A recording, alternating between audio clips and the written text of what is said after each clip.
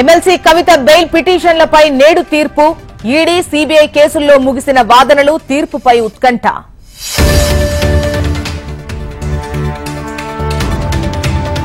బిజీగా సీఎం రేవంత్ రెడ్డి ప్రచార స్కెడ్యూల్. ఇబ్రహీంపట్నం, ఉప్పల్, సికింద్రాబాద్లలో ఎలక్షన్ క్యాంపెయిన్.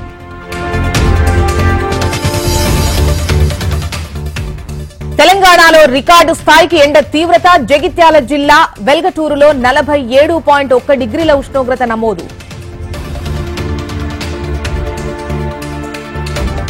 రాజమండ్రి, అనకాపల్లిలో మోడీ ఎన్నికల ప్రచారం. చంద్రబాబు, పవన్లతో కలిసి సభల్లో పాల్గొననున్న ప్రధాని. కాసేపట్లో రేపల్లెకు సీఎం జగన్. విరామం అనంతరం ఎన్నికల ప్రచారం.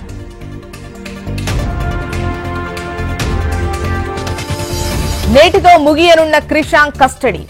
నిన్న ఓయూపీఎస్ లో క్రిషాంక్ ను ప్రశ్నించిన పోలీసులు.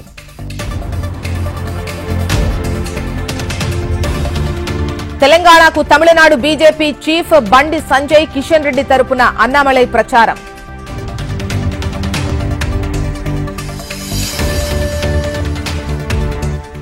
రేపు 12 రాష్ట్రాల్లో మూడో విడత పోలింగ్. 94 స్థానాలకు బరిలో 1351 మంది అభ్యర్థులు.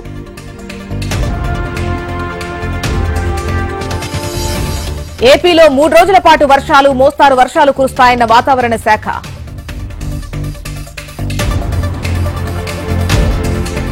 తిరుమలలో భక్తుల రద్దీ సాధారణం. 19 కంపార్ట్మెంట్లలో వేచి ఉన్న భక్తులు.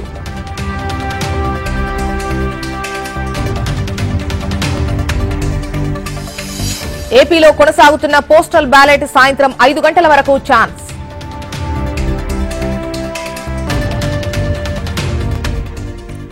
నిజామాబాద్ లోకి కేసీఆర్ బస్సు యాత్ర. బీఆర్ఎస్ ఎంపీ అభ్యర్థి బాజిరెడ్డి గోవర్ధన్ తరపున ఎన్నికల ప్రచారం.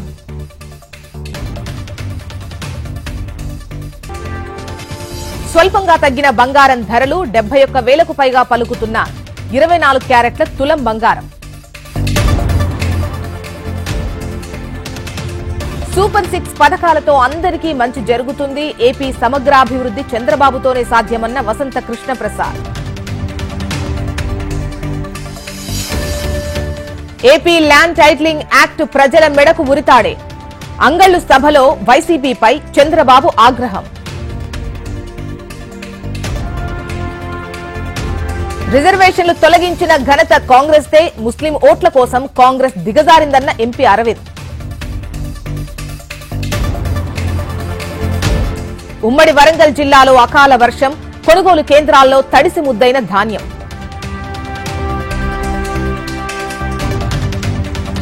త్వరలో రైతు బంధు పూర్తి స్థాయిలో అందిస్తాం. ఆగస్టు 15లోగా 2 లక్షల రుణమాఫీ చేస్తామన్న మంత్రి తుమ్మల. సీఎం హోదాలో పాలమూరుకు గాడిద గుడ్డే చేశారా? సీఎం రేవంత్ కు డీకే అరుణ కౌంటర్.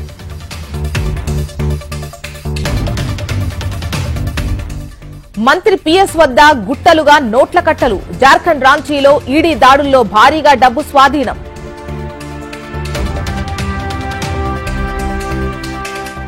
పూంచ్ ఘటనతో ఉగ్రవాదుల జాడ కోసం సర్చ్ ఆపరేషన్.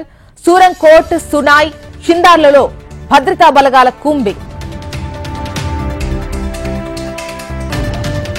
బ్రెజిల్ ను వణికిస్తున్న భారీ వర్షాలు. వరదలతో 75 మంది మృతి, 100 మందికి పైగా గల్లంతు.